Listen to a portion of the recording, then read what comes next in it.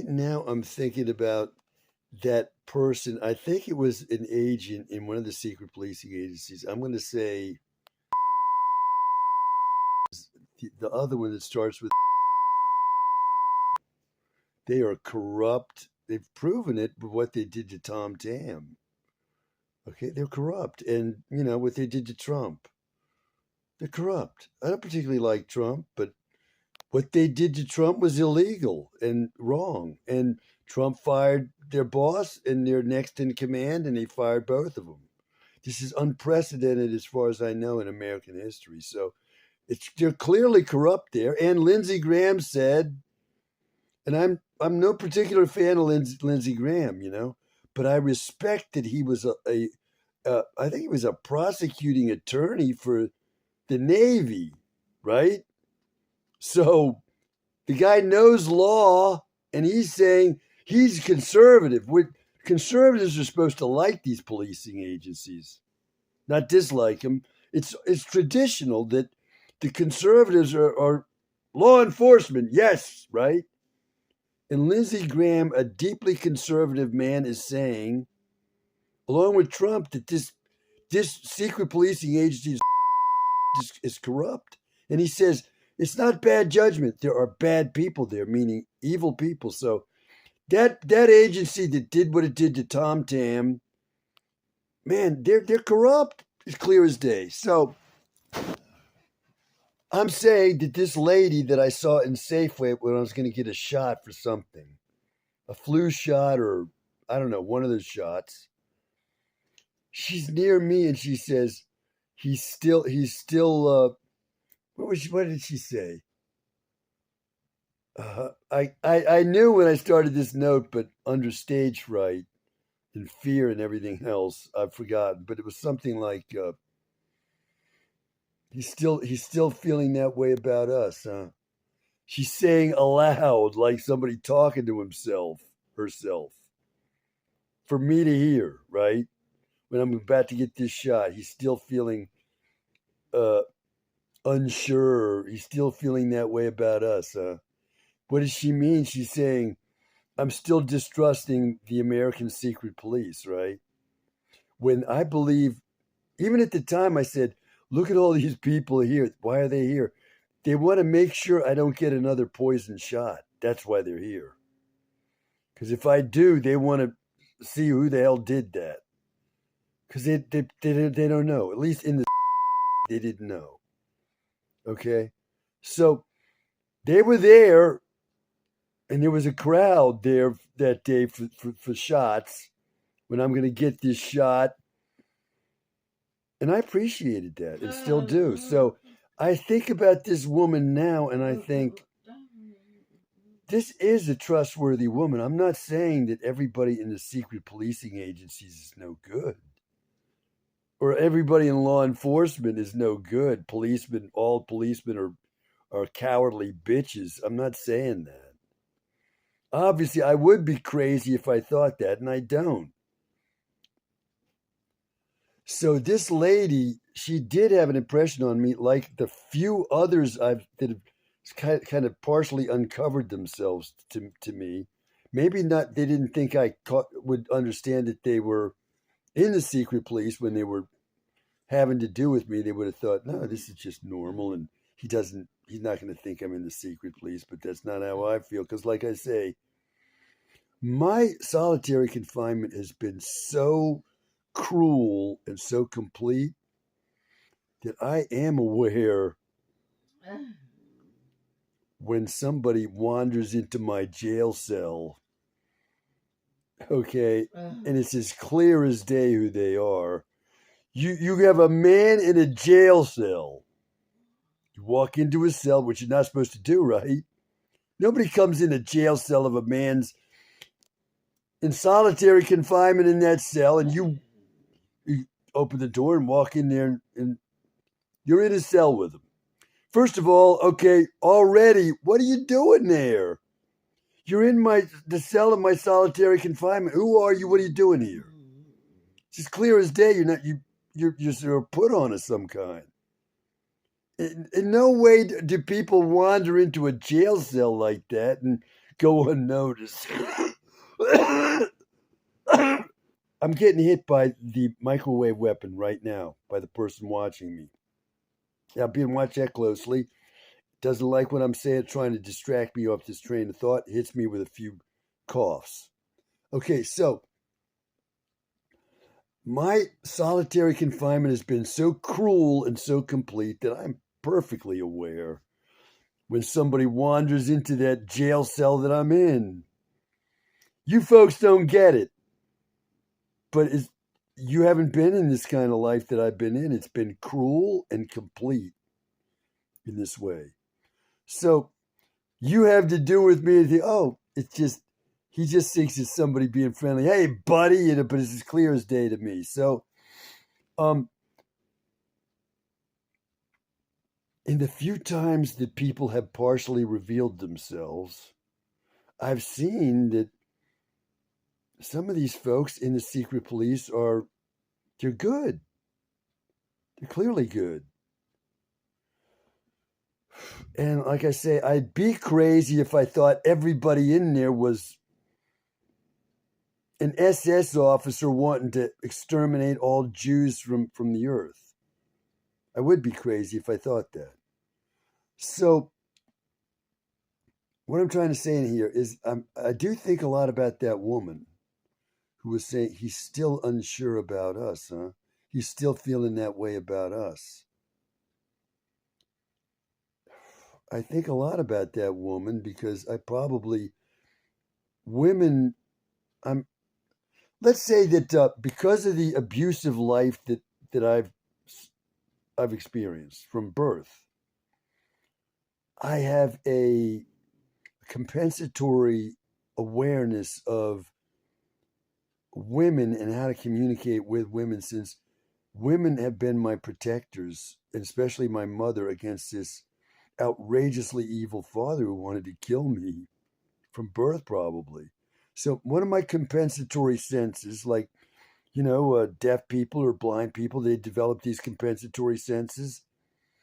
One of my compensatory senses is an awareness of how to communicate with women on a certain level, and to be able to judge the truthfulness or the value of any communication I might be getting from them, which I don't have. I don't have that compensatory sense in communications with men because I was being menaced and threatened by a man. Okay, so I'm already, alienated from men this way, and that's never going to change. Okay, people are thinking, oh, let's get him in group me. I'd like to get some of these people and just knock them cold for their crazy ideas in this area, man. And let me not get off the subject, but I'm saying I have a compensatory sense or senses on a certain level with women. Not like a queer or anything like that, like a man who's able to understand certain kinds of communications from women and trust them and be able to trust them in ways that and get guidance from them that others can't do. Okay, now, which is why I'm kind of interested in girl code, this kind of thing, right? I'm already tuned into this level of communication. So when I saw these TV programs on girl code coming on, I thought they were great. I loved them. The girl code idea, I just loved it, and I still do. So I'm saying it's a compensatory sense of mine. So when this woman said that particular day, I tuned in immediately, and that was like, to me, that was the revelation that, hey, yeah, what are all these people doing here? It's like when she said that, it came to consciousness. They're here, like I said, if I get a poison shot, they want to look into it right away. Okay, that's what they want. That's what they're here for. So that's good, right? Those are good folks. And I'm not saying everybody's bad. So, however, okay, here's the situation. Let me try to quickly put this in words if I can. Why did the man of the year at the last minute extend legal help to me in that thing. Suddenly, here's a lawyer coming to the mental state prison. Hey, AJ, I'm out on the campus of this place. AJ, who are you?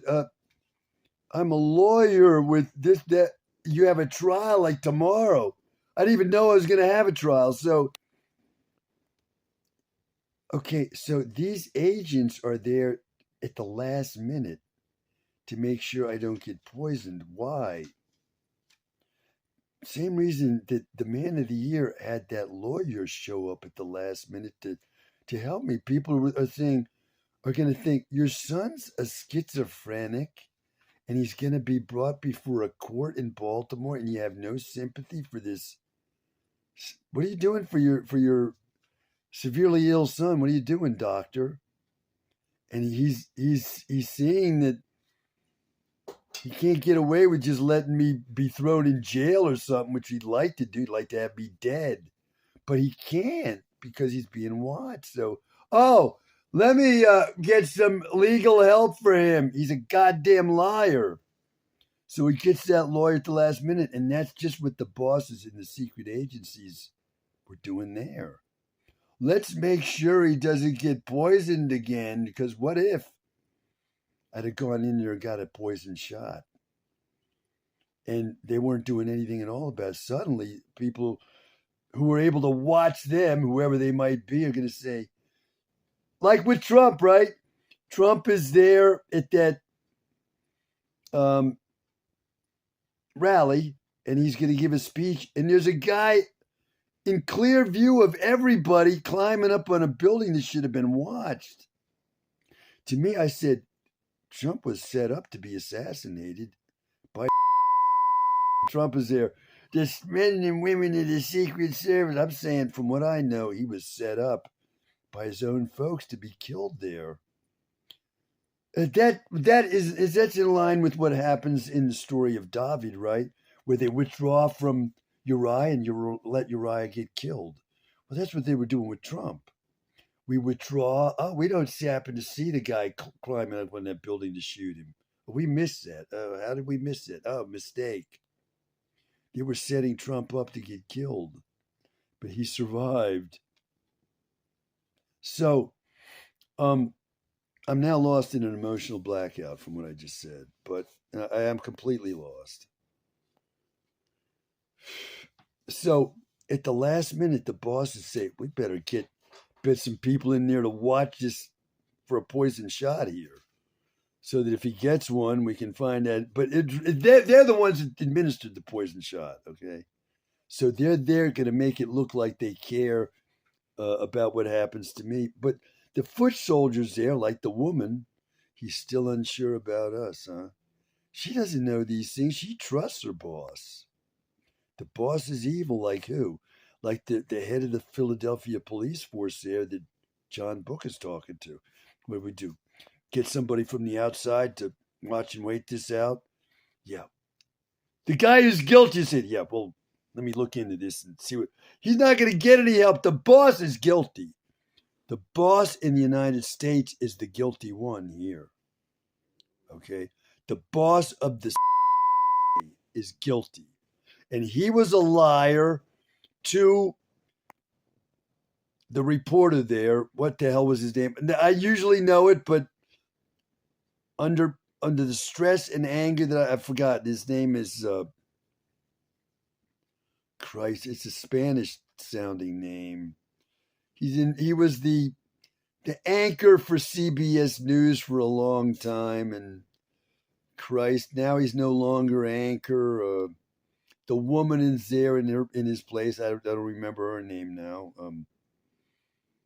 What the hell was his name? I don't know. I can see his face, but he did a special on 60 Minutes on the Havana Syndrome and all. And I'm slipping back into emotional blackout here.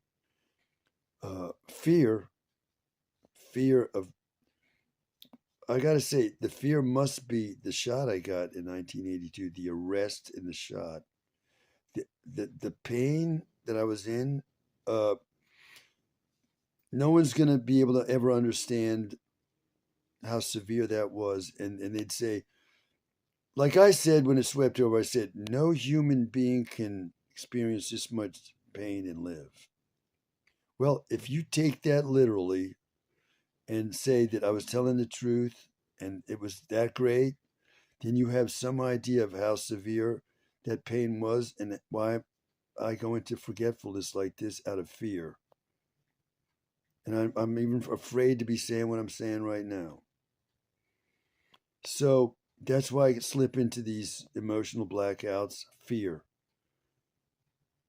from what happened to me. It's my wordlessness now and my facial expressions and all this and whatever unconscious nonverbal communication I'm giving because I'm unable to go on talking. Uh, the fear is so great. So, um, I don't remember now.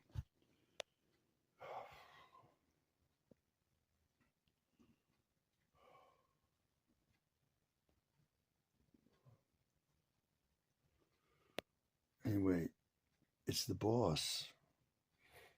The boss there. These people don't think he wouldn't do that to us, but he's done that and he's doing it. These folks are the guilty ones. They are. And they're guilty of the cover up and they're manipulating their foot soldiers and everything and everybody to do these evil things as if to help. But it's not help. They want to cover up their crimes.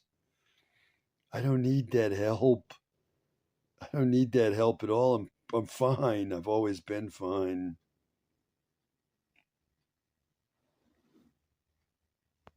You're gonna break into the house of a Tom Tam. Wow, are you crazy? Look at the picture of Tom Tam in his school yearbook.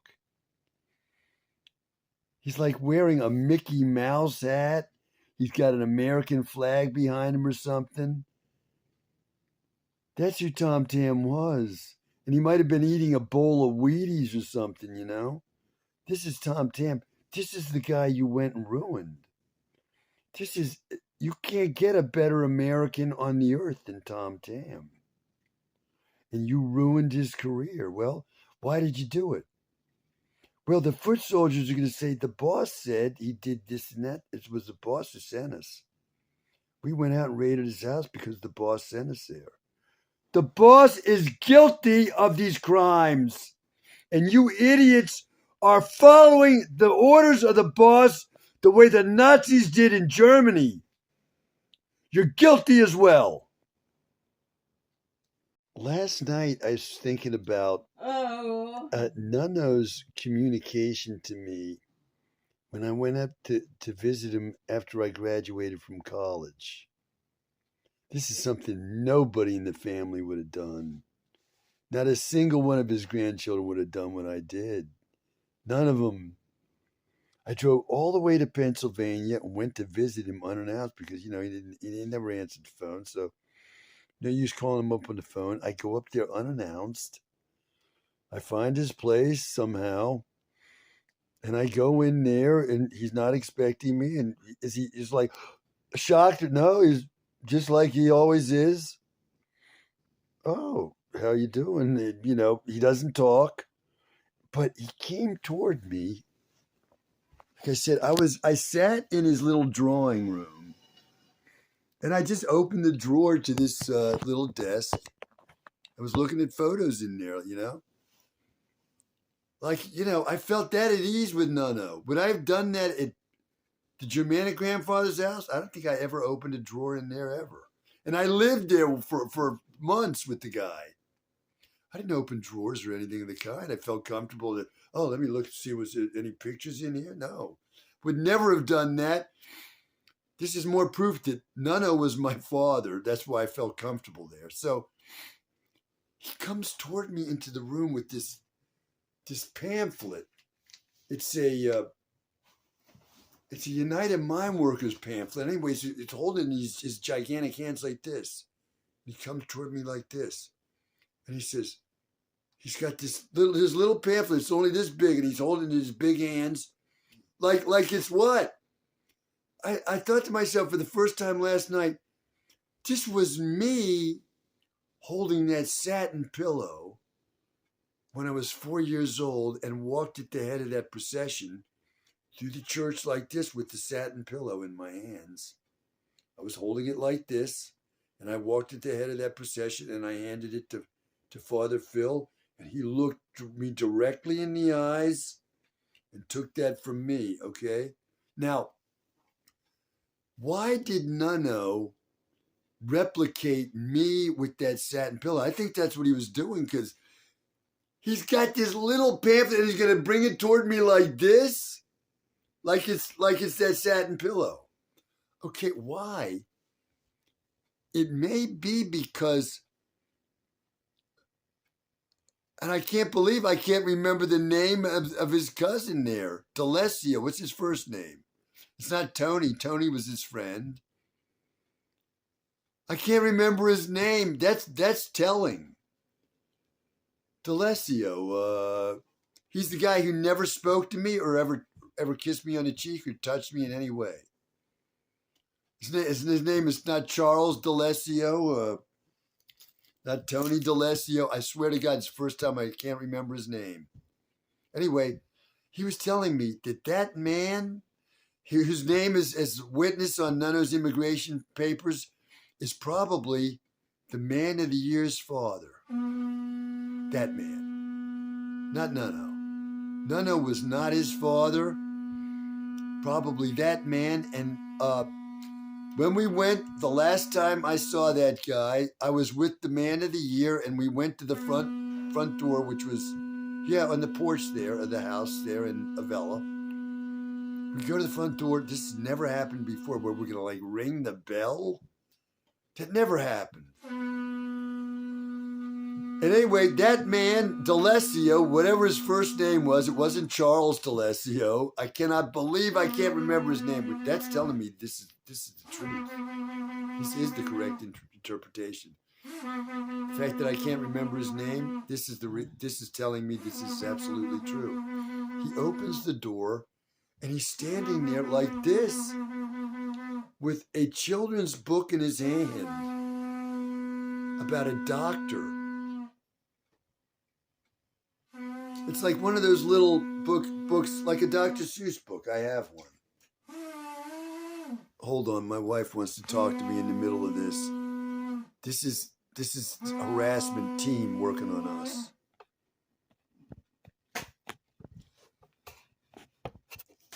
Wow, look at this. I see team harassment is showing my wife suddenly that yesterday, and I'm forgetting what I was saying. I'm off the track. Let me finish what I was saying, then I'll talk about that if I can remember. What's that guy's name? D'Alessio.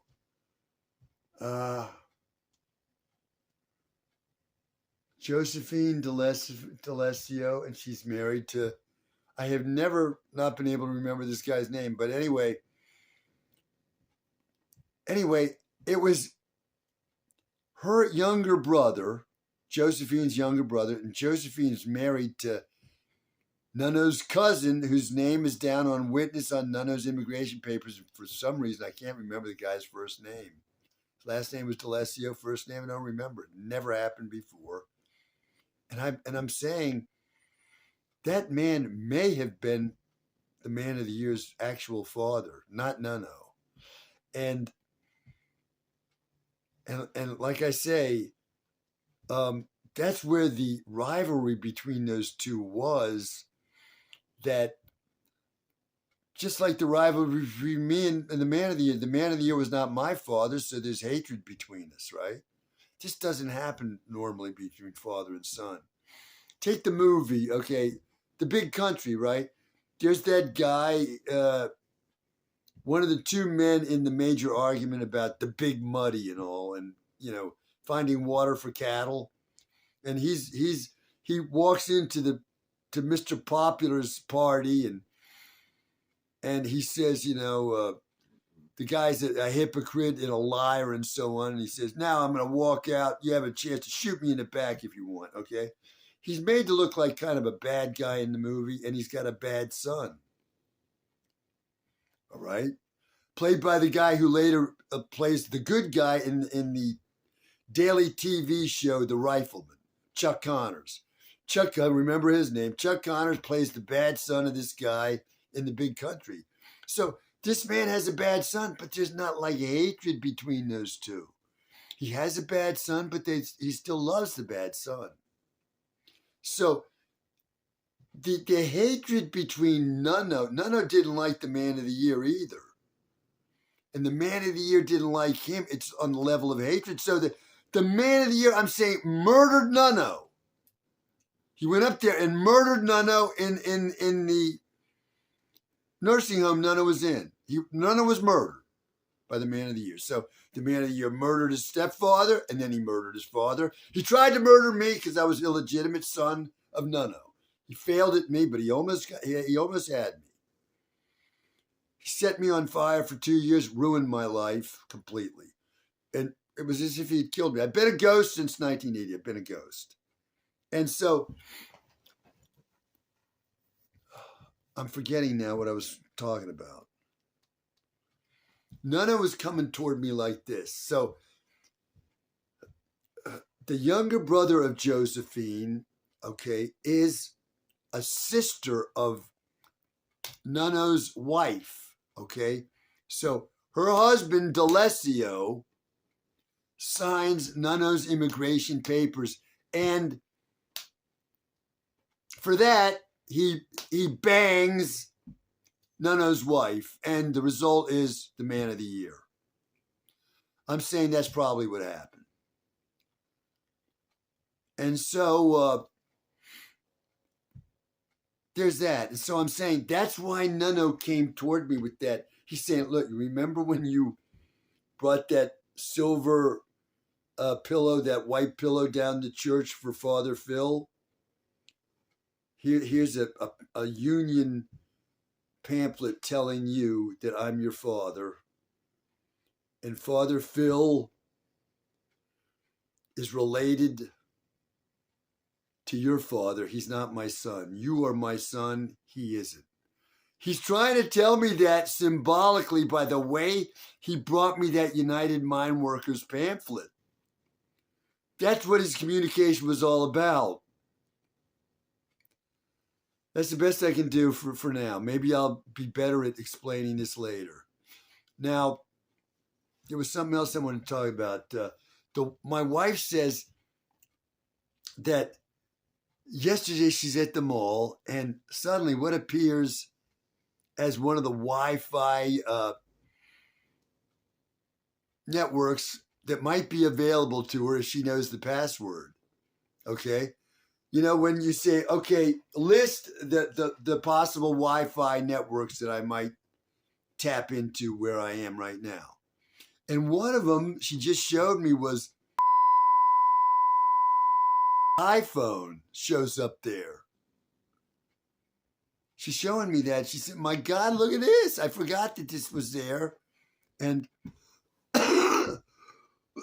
well, when I see that now, at this moment, I'm saying we're being played by the secret police because the guilty parties of the secret police, not any good folks there, okay?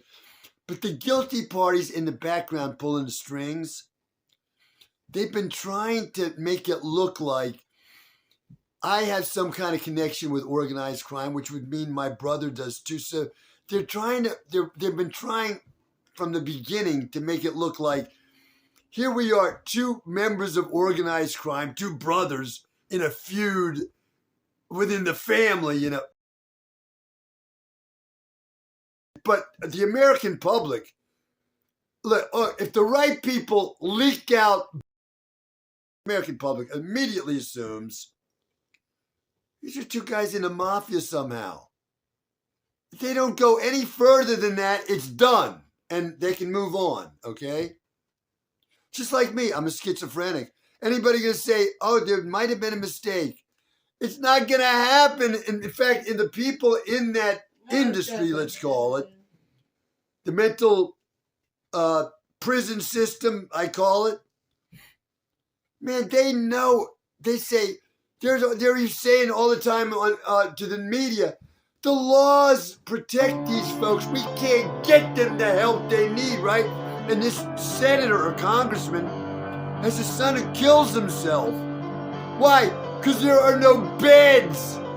The guy's trying to kill his father with a knife, and there are no beds for this guy. They're not talking about they can't certify him. They're talking about we don't have a bed, and he's got a knife trying to kill his father. So they see I'm certified. What are they thinking? My God, where's his chainsaw? How many people have he murdered that we don't know about?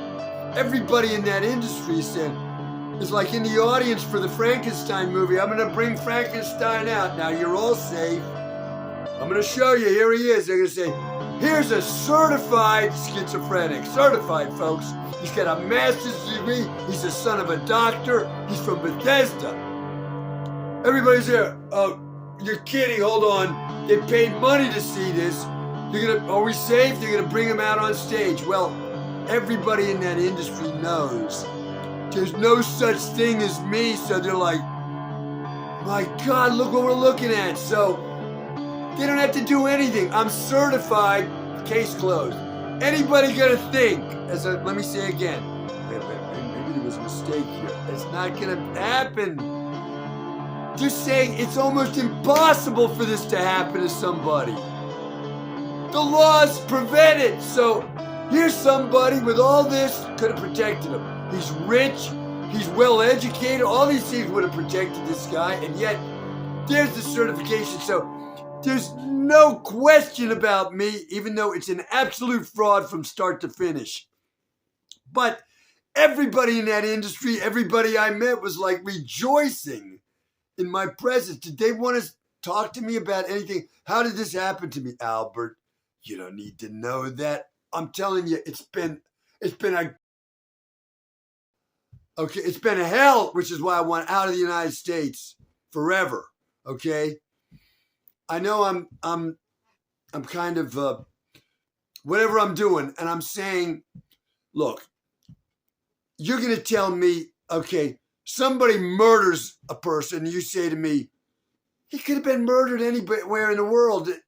It just happened to happen here. It happened here. You murdered the person here. You're guilty here. You're not guilty out there, another country, somewhere else. You're guilty right here. I want justice here. And I want out of the United States for his guilt. I don't care what happens around the world. It's worse here. It's worse there. It happened here. Let me say here that when Nuno has sex with my mother, if the man of the year is not his son, probably wasn't, then having sex with my mother is not incest, okay? Now, secondly, I'm thinking to myself, among Jews, this must be true, that the only time a Jew commits adultery is if he has sex with a married Jewish woman. Otherwise, any other woman is free game. Because, like I say, Rabbi Barber tells me when I become Jewish, I'm not married. That means any woman could have sex with me, even though I seem to be married to my wife. And it wouldn't be adultery, right? I'm not married. The only time a Jew is going to recognize that you're married is if you're married in Judaism. If you're not married in Judaism, you're not married. So Nuno is Jewish by descent, as Rabbi Barber says, and he has sex with the wife of a man who's not his son, okay? And this wife is a Catholic. She is not Jewish like him. So he's not committing adultery and he's not committing incest. He's not breaking any law whatsoever.